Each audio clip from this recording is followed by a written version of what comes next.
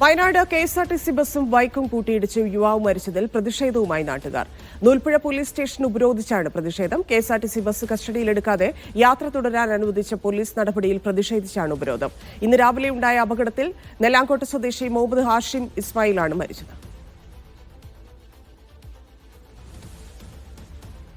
ഫൈസൽ നെടുമ്പാല ചേരുന്നു. ഫൈസൽ, എന്തായിരുന്നു സംഭവിച്ചത്? നാട്ടുകാരുടെ പ്രതിഷേധം എന്തിനാണ്? പോലീസ് നടപടി എങ്ങനെയായിരുന്നു?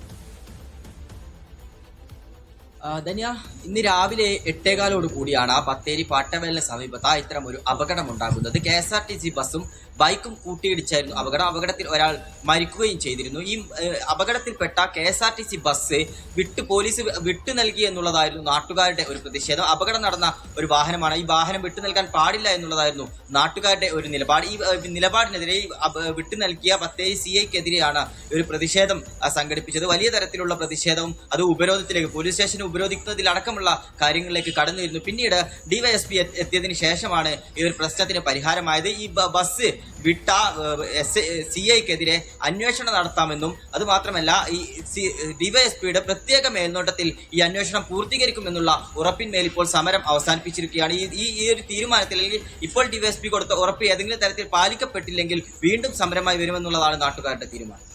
ശരി ഫൈസൽ.